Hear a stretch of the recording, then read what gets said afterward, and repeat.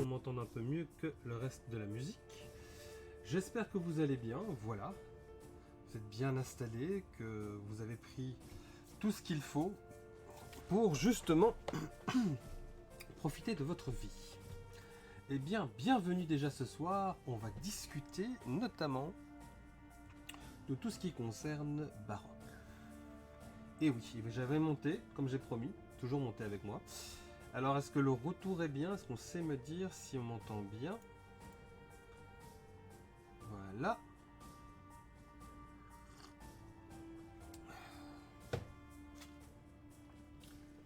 Voilà, est-ce qu'on m'entend? Je pose la question.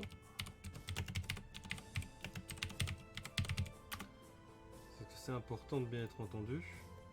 Et j'espère en tout cas que tout se passe bien pour vous.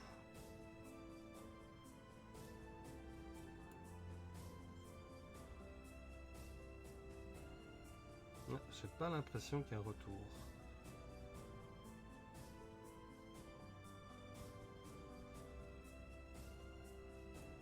Ok, je vais vérifier ça. Donc j'ai bien mis le microphone, je le mets à fond. Je baisse la musique aussi à fond.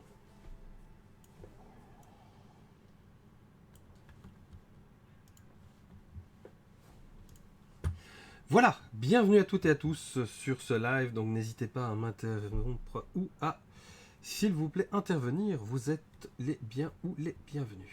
Le bien ou les bienvenus. Ou la bienvenue. Voilà, alors, ce soir, comme je l'avais promis, on va discuter des elfes et des alphes. Et oui, je marque un petit message. Ça. Les elfes et les alphes. Voilà. Eh bien, pour vous dire déjà, c'est une seule espèce. Dans le monde de baroque, on va petit à petit glisser directement sur le droit de regard. Je vais. Alors, les elfes, il y a plusieurs types d'elfes. Il y a plusieurs, comment dire, ethnies qui existent.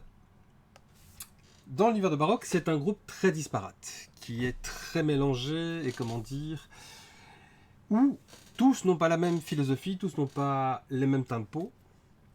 Et donc, ce qui est assez intéressant,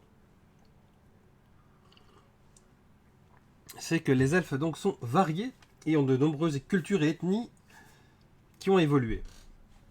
À l'époque où nous nous situons dans baroque, je vais voir si je peux vous retrouver la carte. Oui, je sais vous la retrouver. Oups, j'ai des milliers de trucs qui viennent de s'ouvrir. Ouais, mais attends. Tischke. C'est pas ça que j'ai demandé. Alors, à l'époque qui nous intéresse, on va dans les maps monde. Voilà. Les États. Voilà la carte des États. Est-ce que vous la voyez bien? Je pense que oui. Ah, salut Mathieu. Ouais, mon son est un peu bas, j'ai remarqué. Attends, je me demande s'il n'y a pas un faux contact. Attends. Je me demande effectivement, il me dit que c'est bien le microphone. Mon microphone est bien branché. Allô, allô? Allô? Ah, c'est mieux. On entend plus mon avec moi. Oui, j'ai toujours trouvé ça trop lol. Merci. Oui, ça va. Ok, merci. Ben, je vais parler plus fort et je l'ai redressé au fait. Je l'avais laissé comme ça, je vais peut-être le redresser comme ça. C'est peut-être ça. Il va peut-être mieux capter ce que je dis. Donc voilà. Merci en tout cas, Mathieu. C'est gentil. Et toi, ça va, Mathieu? Alors, voici donc, pour vous expliquer, les elfes où on peut en trouver. Donc ceci est la carte d'un tiers du Donuts que font Baroque au niveau extérieur, comme j'ai déjà expliqué. On trouve ici dans cette région des elfes qui s'appellent les Alphes, qui sont donc des elfes nordiques. On trouve ici au sanctuaire d'If des elfes nordiques, non des elfes qui sont des elfes réfugiés qui venaient de la terre de l'ordre d'Arin. On va trouver des elfes dans le Haut-Royaume insulaire qui sont directement des gens qui viennent d'ici les îles Bénies. Et les îles Bénies, n'hésitez pas, c'est une des grandes nations où il y a plusieurs types d'elfes qui y vivent. Et puis, tout dans le Dominion, donc tout dans cette zone qui est là, on va trouver les corsaires elfiques, qui sont une très vieille tradition. Mais il faut parler d'abord de pourquoi est-ce qu'il y a cette répartition un peu partout, dans différents pays, dans différentes zones des elfes. Et surtout, on va aborder déjà le premier thème, et je vais le fermer.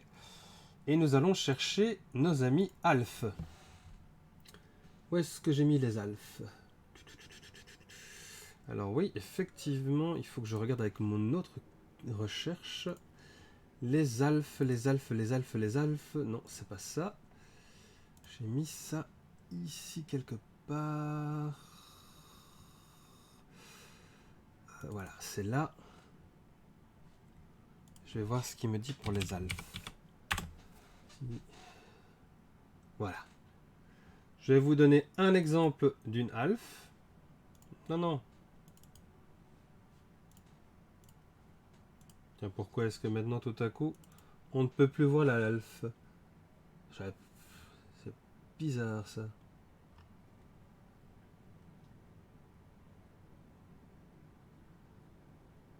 J'ai un stud, comme on dit à Bruxelles. Bon, ça n'a rien à voir.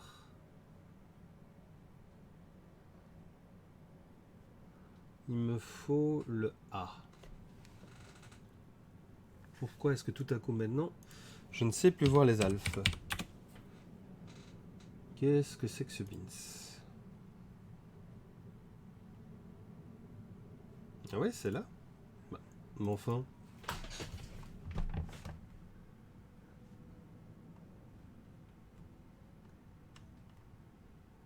Bah oui. Qu'est-ce qui est arrivé à mon fichier image? Mais enfin. Propriété. C'est un JPEG. Ouvrir vers. Tiens, ça c'est quand même bizarre. Un truc que je ne sais plus ouvrir. Ouvrir avec. Non. Ouvrir avec, c'est ce que j'ai demandé. Je fais ça avec Paint. Ah bah voilà. Oh mon dieu. Je sais pas ce qui s'est passé. Je vais sauvegarder ça sur JPEG, effectivement. Mais j'ai un stud, vous faites avec mon elfe. Ouais, et je vois que l'œil est parti en couille, donc je ne sais pas ce qui s'est passé. En tout cas, le dessin est un peu foireux. Nom de Dieu, de nom de Dieu. Je vais mettre ça ici. Une alphe nordique. Voilà. Je ferme. Ça va. Et voilà, vous allez voir une alphe nordique. Hey, mais c'est pas ça. Tabernacle. Voilà. Ah, j'ai réussi. Bon, j'ai un problème avec mon double-clic. Je clique une fois, ça double-clique. Alors, voilà plus ou moins une alphe nordique. Je vais peut-être vous diminuer ça. Comme vous pouvez le voir, les Alphes ont la peau pâle. Les Alphes ont la peau pâle justement parce qu'ils habitent dans le Grand Nord où, pendant 3 mois, il y a de grandes glaciations, notamment sur l'océan Nordique. Le fait aussi, ce qui est intéressant avec les Alphes, c'est que ceux-ci ont une particularité qui est qu'ils ont développé leur propre culture. Leur propre culture, si vous voulez, c'est une culture très fort inspirée de manière de vie qui pourrait être le Lapon, qui est une région dans le nord, si vous voulez, pour vous situer, de la Suède, de la Norvège et de l'Islande, ainsi que quelques côtés avec des croyances un peu inuites, notamment sur les astres. Donc c'est ça qui est très intéressant. Et notamment, ce qui est vraiment très chouette là-dedans, c'est cette astrologie anciennes qu'ils utilisent. Et ils vont, avec leur scald, chanter des gens qui auront la particularité, notamment, de rappeler cette harmonie avec la nature, cette harmonie avec les différentes, comment dire, soleils et lunes qui existent dans cet univers. Voilà, et notamment, quand ils chantent, notamment les prêtres alphiques, qui sont les Joy-Kikar, qui sont les seigneurs du tambour, sont des gens de chamans qui appellent les deux puissants soleils, le soleil bleu Alitsei Dakka et le soleil rouge Rodisei Dakka. Quant aux deux lunes gigantesques, la lune jaune c'est Fiska Manu et la lune verte c'est Ruonaske. Chacune de ces puissances possède un attribut qui définit et inspire les Alphes. Voilà, c'est notamment face à ces 4 planétoïdes, donc les 2 soleils, le soleil bleu qui est au centre de la carte stellaire, le soleil rouge qui gravite et qui passe dans le trou du Donneus de Baroque, et notamment, ces alphes-là valorisent ce qu'ils appellent la vaillance, ou Alitsei Daka, la persévérance, Roadisei Daka, donc comme de nouveau les noms qu'on leur donne, et la force intérieure, Fiska Manu. Donc on voit que la vaillance, ça va être le soleil bleu, la persévérance, ça va être le soleil rouge, la force intérieure, ça va être la lune jaune, et la joie, Rionaske, ça va être la lune verte. Donc ils ont renommé ces astres par rapport à 4 traits qui les définissent. Donc vaillance, persévérance, force intérieure et joie. Qui forment une société traditionnelle qui est très fort nordique et très fort inspirée. Et notamment, vous pouvez remarquer, pas juste sur cette photo, mais je vais vous en trouver une autre, parce que je sais que j'en ai une autre. J'en ai une autre qui est splendide, mais évidemment, parfois, je tombe pas dessus. Ah, ils sont là. Voilà à quoi les armures, justement, des Alphes, et qu'est-ce que j'ai fait? J'ai été le mettre plus bas. Des Alphes ressemblent. Je sais pas ce que ça donne quand on vous montre. Voilà, ben c'est mieux, effectivement. Et les Alphes, donc, ont ce côté très nordique, très somptueux, avec des couleurs très fortes. Et aussi, il faut savoir que les Alphes ont une société bien à eux. Cette société, elle est inspirée par leur manière de vivre. Au fait, les Alphes sont une société qui est totalement... Ah, mais c'est pas ça que je veux, dis-tu m'emmerdes. J'ai un problème avec ma souris qui clique 2 fois à chaque fois. Voilà. C'est mieux comme ça. Il faut savoir que leur société est une société très traditionnelle et très conservatrice, malgré le fait qu'ils ont des connaissances diverses sur les anciennes langues elfiques. Et donc c'est assez intéressant avec eux, c'est qu'ils ont parfois ce côté très hautain, parce que c'est la noblesse, le roi et la reine ensemble qui gouvernent. Donc c'est déjà égalitaire, le roi et la reine sont au même plan, ils ont les mêmes fonctions, ils doivent tous les deux se concerter pour prendre des décisions. D'ailleurs, roi et reine, c'est le même mot, c'est Ragnarir, qui veut dire roi et reine nordique alphique. Et ces rois et reines vont vraiment être le centre de l'attention. Et parfois, quand ils ont un problème ou quand ils ont un doute, ils vont s'adresser au peuple, mais d'une manière assez subtile. C'est-à-dire qu'ils vont utiliser les voix de leur peuple pour essayer de réaliser quelque chose d'extraordinaire. C'est-à-dire qu'ils vont toujours présenter les choses d'une manière rationnelle et manipulatrice pour que les gens de leur peuple votent en faveur de ce que eux pensent. Et c'est une genre de tradition. Le roi et la reine s'adressent donc à leur sujet, utilisent leur charisme pour dire, eh ben voilà, on a ce souci-là, nous pensons que, nos conseillers pensent que, mais que pensez-vous? Et donc il y a un côté, c'est très traditionnel, c'est une société aussi très fort avec tout ce qui rappelle la montagne, la neige et des fêtes folkloriques du Nord. Donc c'est quelque chose d'assez intéressant à ce niveau-là. Et donc ça, ce sont les Alphes. Les elfes qui sont à part chez les elfes, et qui acceptent également ce qu'on appelle la diaspora elfique, et j'aurais dû commencer par là, je vais commencer là-dessus, et les diasporas elfiques a tendance à très fort s'intégrer chez eux, parce qu'ils leur demandent, certes, connaître les anciennes manières de parler, mais d'apprendre le nordique, et donc de s'intégrer à la confédération nordique, qui a une langue commune, qui est le nordique, justement. Et donc c'est un subtil mélange de noblesse et comment dire, d'organisation très précise, surtout qu'ils valorisent la qualité et les détails de leur art et de ce qu'ils fabriquent sur la quantité. Donc tout ce que vous pourriez trouver sur un marché qui leur appartient, qui vient de chez les elfes nordiques, va coûter cher, au fait.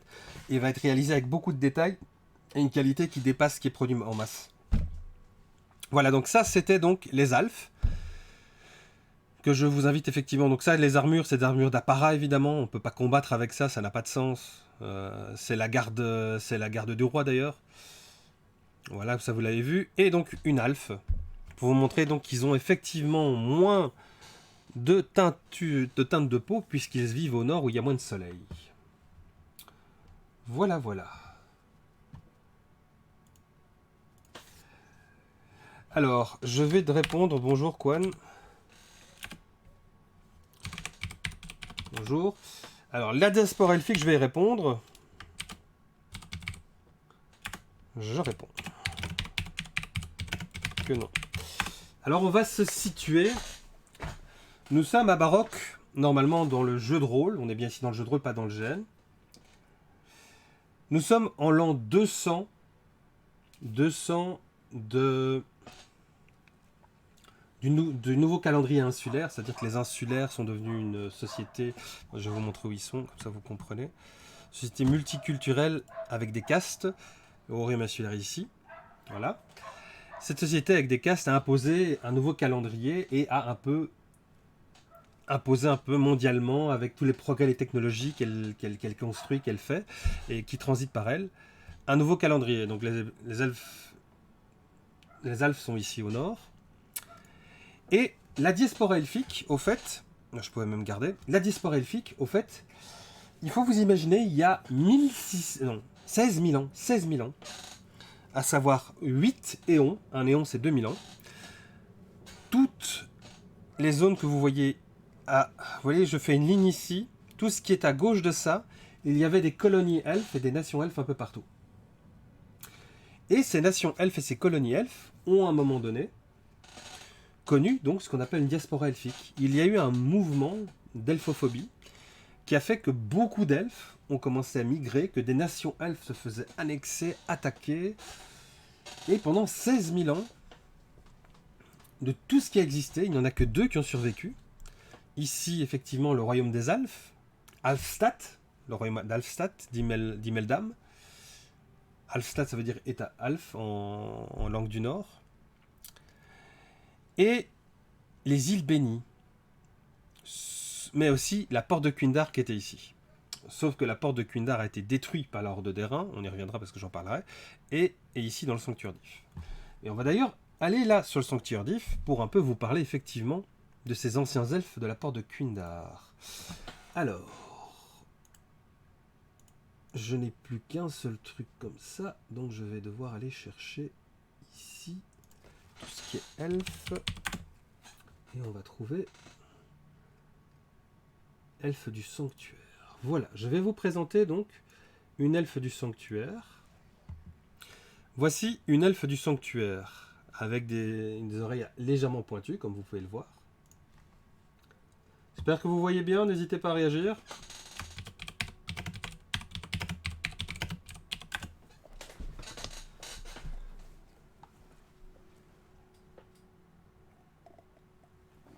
Je me désaltère, vous m'excusez, il fait chaud en fait. Je me touche souvent le corps parce que il faut savoir qu'il a fait très chaud aujourd'hui et qu'on annonce 30 degrés demain. C'est la fin de l'été. Voilà, donc vous m'excusez si je bouge beaucoup, j'essaie d'un peu de m'aérer et de boire.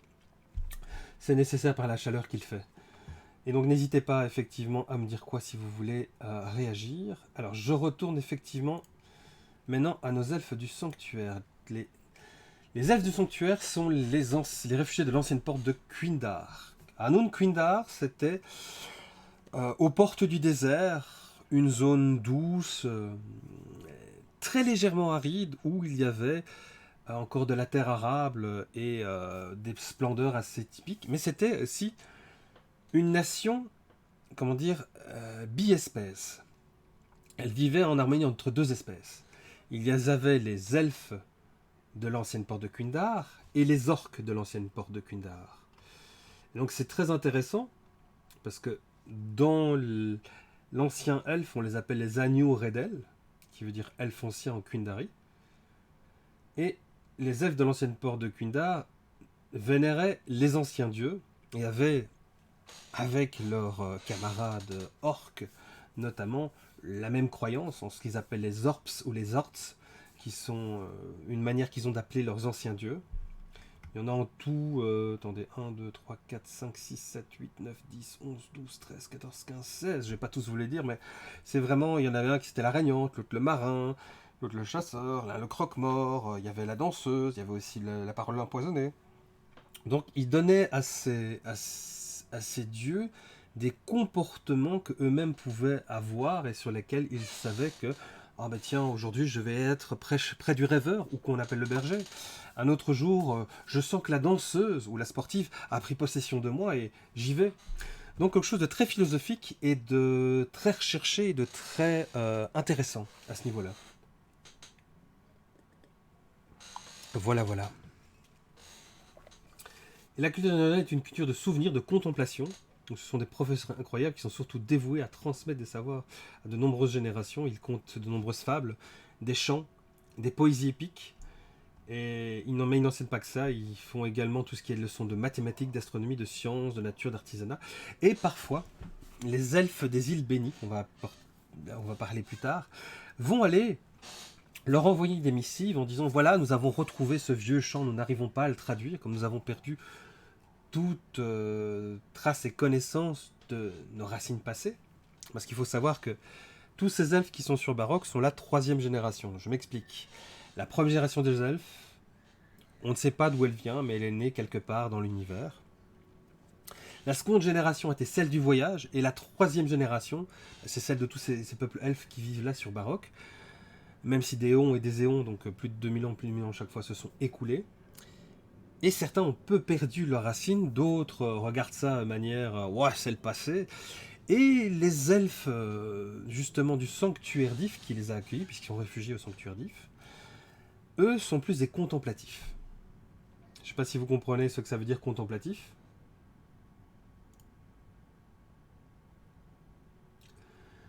J'ai pas de réaction, c'est donc vous avez compris. Le mot contemplatif est peut-être difficile pour certains, mais ça veut dire au fait qu'ils vont contempler le passé, une certaine nostalgie. Et il est très différent de la nostalgie parce qu'ils s'en servent finalement pour trouver un modus operandi et un but à leur vie. C'est comme ça qu'ils fonctionnent. Donc, les elfes du sanctuaire. Alors, ce qui est intéressant, c'est qu'effectivement, ils sont frères, Gundal, comme ils disent, avec les orques. Et les orques, au fait, c'est ça qui est assez intéressant du sanctuaire d'If, sont des orques, ils peuvent combattre, hein, ils peuvent se battre, mais ils ont une certaine philosophie, des valeurs morales, avec lesquelles ils échangent, et parfois très étonnant, alors que certains elfes du sanctuaire d'If peuvent vivre des milliers d'années. Les plus vieux orques sages ou orques qui vraiment ont maîtrisé une certaine comment dire, ils ont peut-être fait pas vraiment du bodybuilding, mais vous voyez un peu à une manière comme tout ce qui est le yoga, ont réussi à gagner une harmonie. Eh bien, eux peuvent vivre jusqu'à 200 ans, ce qui est très vieux.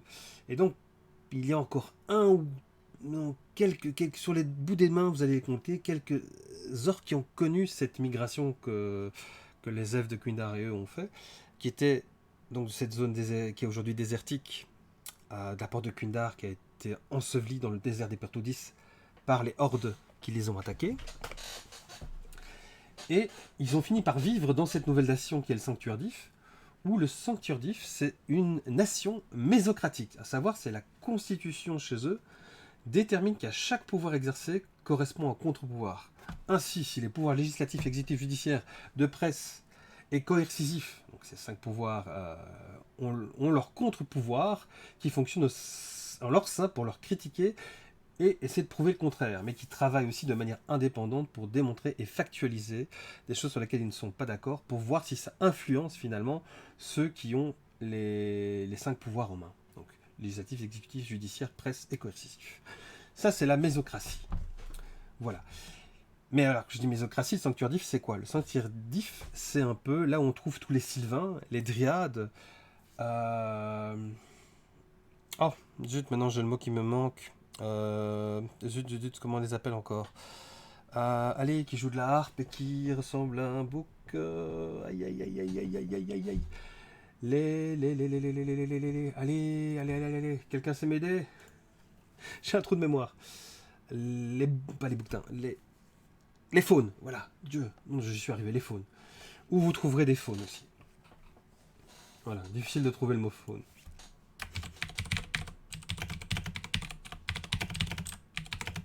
Voilà, si on m'entend bien, vous me le dites. Voilà.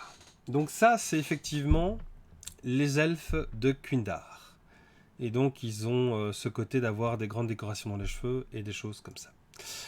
Voilà. Alors maintenant, on va passer aux îles bénies. Aux îles bénies qui sont ici. Et le Haut-Royaume insulaire aussi. D'ailleurs, on va commencer par là. Il y a une petite partie des elfes des îles bénies qui vivent au Haut-Royaume insulaire depuis la fin d'une guerre qu'il y a eu entre les îles bénies et ce qui avant était la Porémanie qui était ici, qui a été détruite. Alors, voilà, et je vais vous montrer une elfe zoologiste. Voilà, une elfe des îles bénies qui vit qui est ici dans une jungle, justement, de chez nos amis les insulaires. Parce que les insulaires ont une région de vie qui est beaucoup plus ressemblant comme à l'Inde et l'Indonésie, donc des jungles très, très chargées avec beaucoup de choses. Et certaines parties de ce pays sont utilisées pour des raisons agraires ou industrielles, mais pas tout. Donc il y a encore beaucoup de côté sauvage et naturel. Voilà une elfe donc des îles bénies qui vit du côté des insulaires. Et je vais donc vous montrer effectivement à quoi ressemblent les elfes insulaires. Alors, normalement, c'est ce résultat-là qu'un vrai elfe devrait ressembler à un vrai elfe insulaire. Donc quelqu'un a une peau très sombre. Et je dois regarder également pour un autre, parce que je sais que j'ai également une image qui vous montre un peu une scène de vie. J'avais une image avec une scène de vie pour vous montrer un peu les diverses personnes qui peuvent vivre chez les îles bénies, puisque ça c'est un elfe des îles bénies. En tout cas, oh là là, qu'est-ce que j'ai mis ça? Ah voilà, les îles bénies, j'avais appelé ça. Si on veut, donc là ici, il y a aussi des espèces réfugiées, donc il y a des variations de couleur de peau. Et ici, c'est un elfe très vieux, si vous voulez voir ce que c'est. Donc un elfe très vieux aura une peau qui va commencer à se couvrir de poils comme ceci et avoir la peau très, très parcheminée.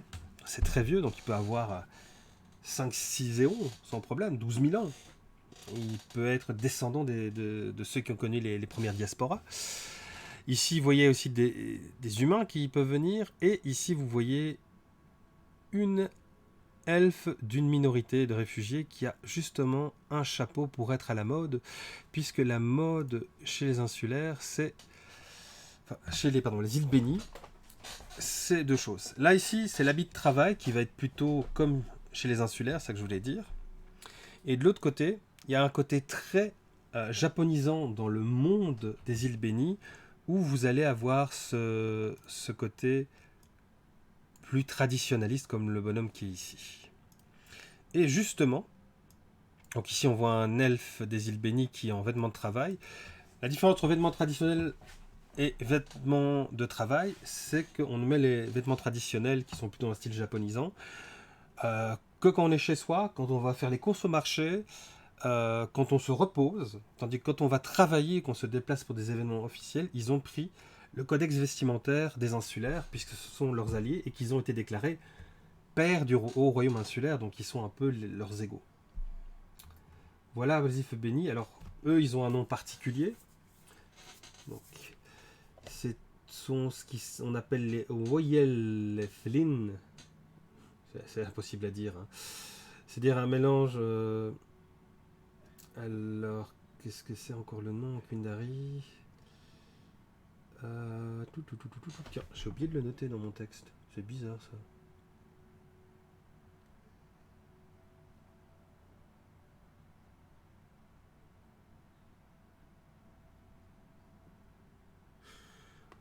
Ok, ils sont aussi. Oui, ok. C'est le nom qui se donne dans leur langue. Wonyellevelin, c'est leur langue.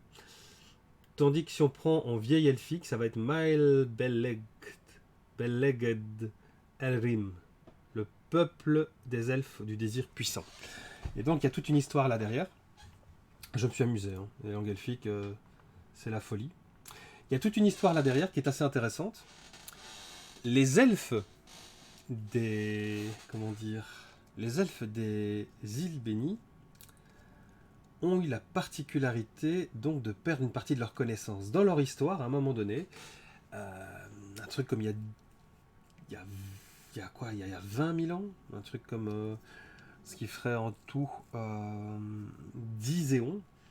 Ils ont perdu toutes des connaissances, tous des restes, tous des textes. Ils savent juste que les premiers elfes sont arrivés il y a un truc comme 25 000 ans, 27 000 ans. Ils sont pas très sûrs, mais ils ont trouvé, avec les autres elfes réfugiés qui ont ramené des choses qu'ils avaient trouvées dans d'autres musées d'ailleurs, de très vieux trucs. Mais ils ont un oubli à ce moment-là, et ils ont dû se reconstruire. Mais eux ont survécu par rapport aux autres elfes réfugiés, qui parfois, eux, gardent des traces de leur passé ou de leurs origines.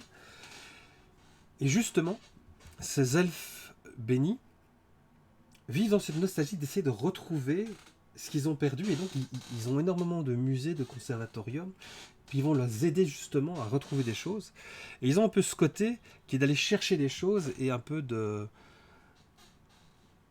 d'aller plus loin. Voilà. Qu'est-ce que je peux encore vous dire sur les îles bénies?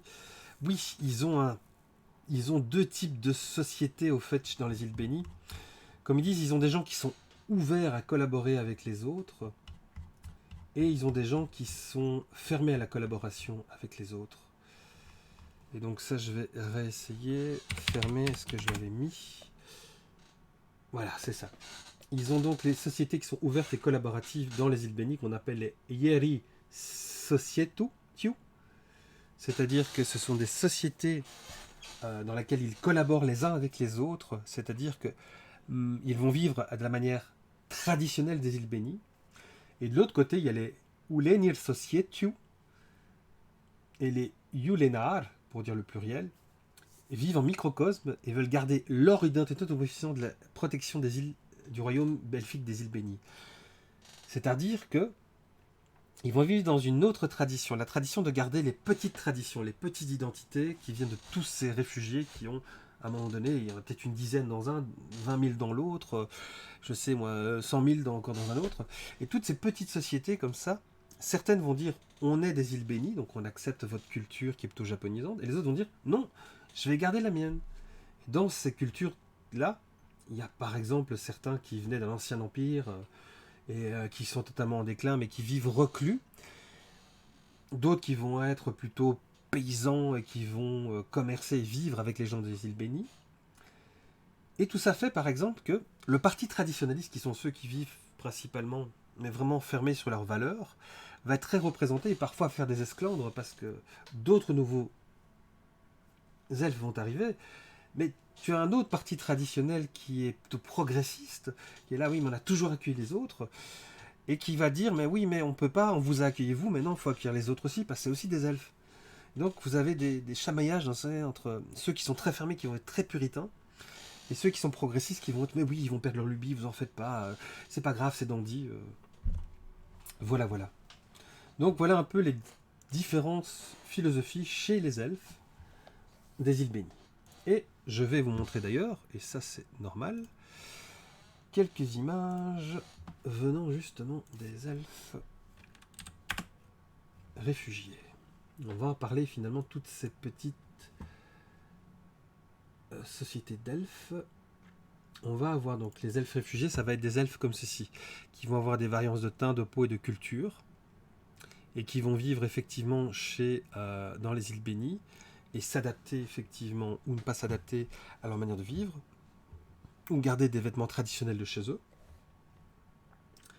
Vous allez avoir, que je dise pas de bêtises, où est-ce qu'il est? Non, dis-tu. Il est là. Vous allez avoir les elfes du décharnement, qui sont une société elfique qui prône l'abandon de la chair. Donc ce sont des elfes très à part. On les retrouve dans le gène aussi.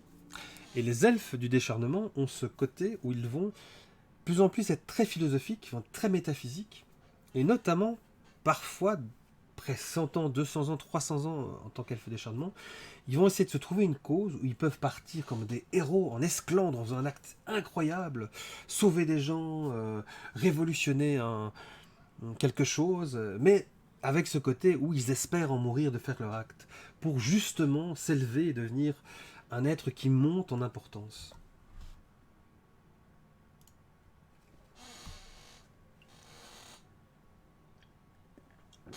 Excusez, je bois, sinon je vais être assoiffé.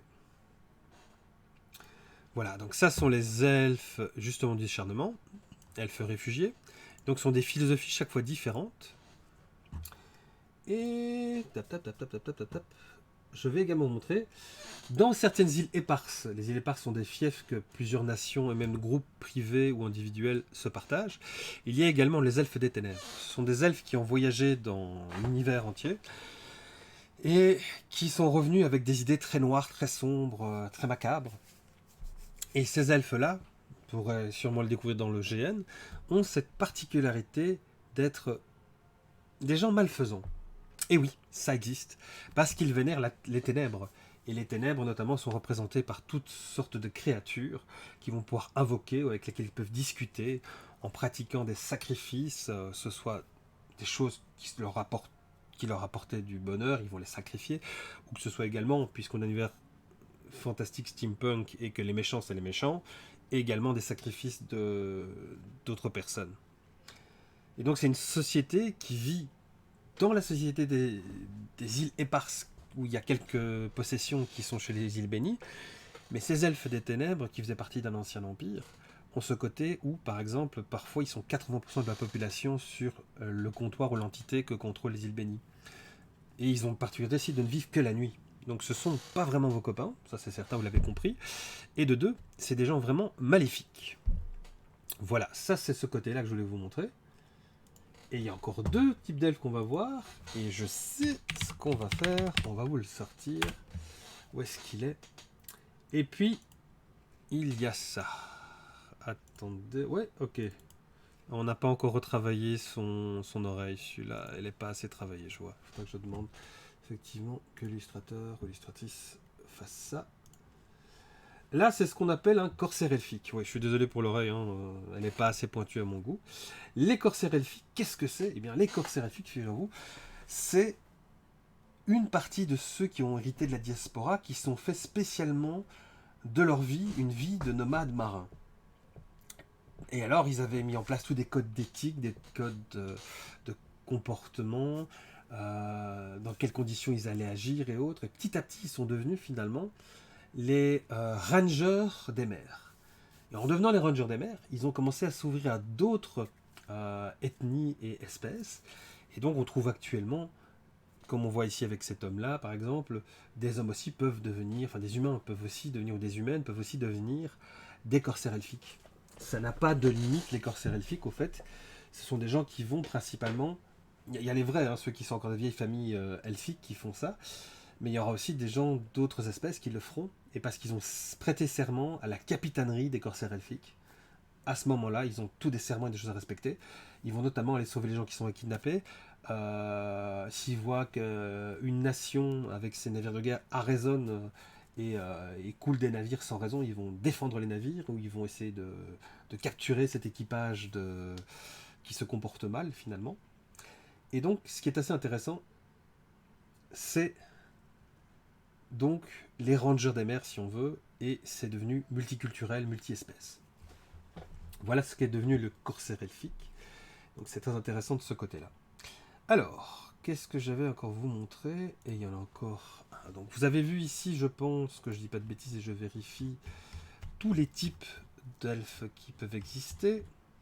Et les elfes des ténèbres, on les appelle les elfes d'Elvendornen. Comme ça, vous l'avez. C'est elfes d'Elvendornen qu'on l'appelle dans le jeu de rôle. Et ils sont un peu partout. Et ils agissent vraiment dans l'ombre. Ils sont mauvais, au fait. C'est ça qu'il faut dire, ils sont mauvais. Et vous avez les derniers que j'ai pas encore encodés. Et donc là que je voulais vous parler, qui sont les tout derniers et qui sont mes préférés. Parce que il faut dire que c'est intéressant. Figurez-vous que Baroque, donc vous voyez la carte, il y a également un monde souterrain qu'on appelle les tréfonds obscurs. Donc sous ce monde souterrain, donc ça disparaît. Ça je vais aussi faire disparaître. Sous ce monde souterrain, vous avez.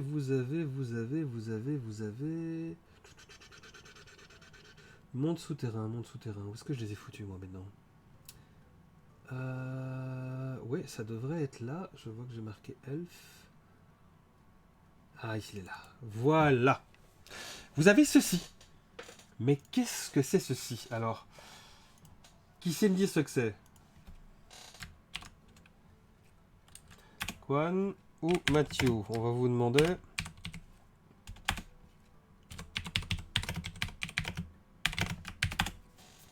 Alors, c'est quoi ça, à votre avis?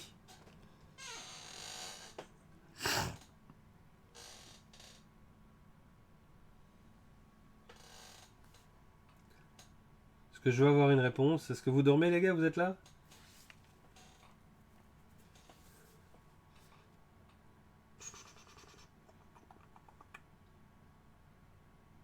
Bon, je vais finir par le donner. Ceci, figurez-vous que ce sont, ou plutôt c'est une elfe noire. Et pourquoi est-elle noire de peau? Eh bien, je vais vous le dire. La majorité des populations qui vivent dans les tréfonds obscurs ont la peau gélatinite, voire translucide. Mais les elfes noirs ne l'ont pas. Les elfes noirs consomment ce qu'on appelle une crevette minuscule qui s'appelle le krill, mais on ne parle pas du krill des océans, mais du krill des profondeurs. Tout ce qui est les lacs et les océans qui sont sous la terre et donc cachés dans ces tréfonds obscurs. Ils raffolent, c'est carrément une drogue, ils en mangent une fois par jour au moins, du krill des profondeurs, et ce krill est noir.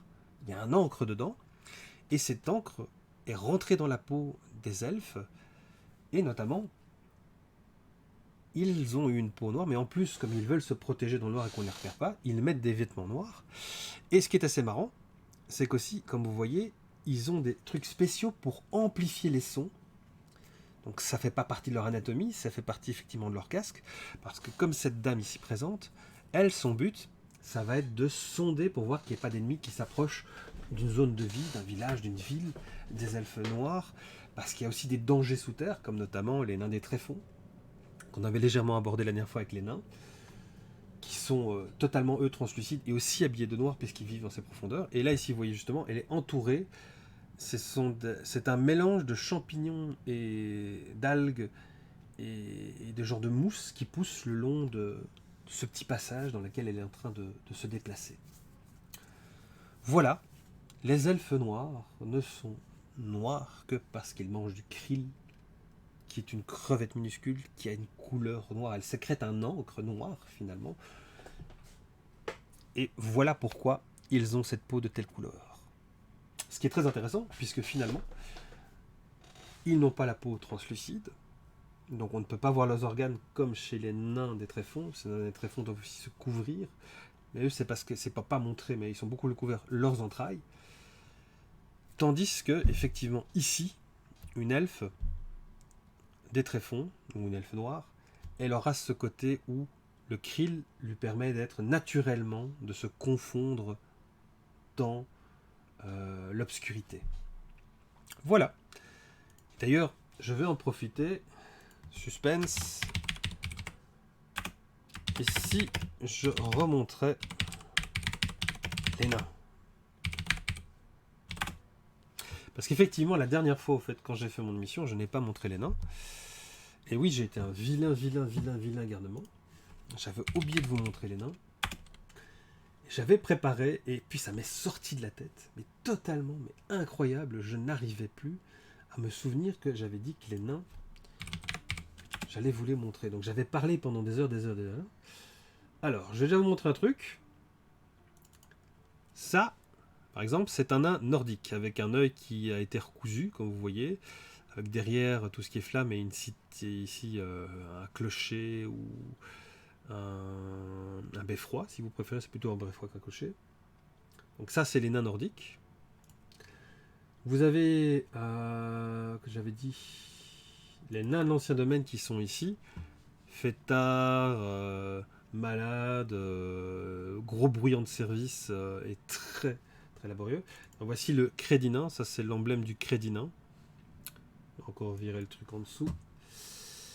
Vous avez les nains de la montagne blanche qui sont plus dans un style, comme j'avais dit, arménien. Et vous avez les nains des Cracs qui étaient essentiellement des nains qui combattent, sont très spartiates dans leur manière d'être, aux Romains. Vous aviez également les nains des tréfonds. Donc, vous voyez ce côté pâle de la peau, quasi translucide, où on peut peut-être distinguer deux os.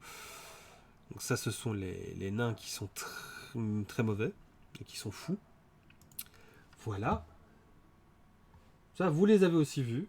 Et ça m'a fait plaisir de vous les montrer. Voilà, voilà.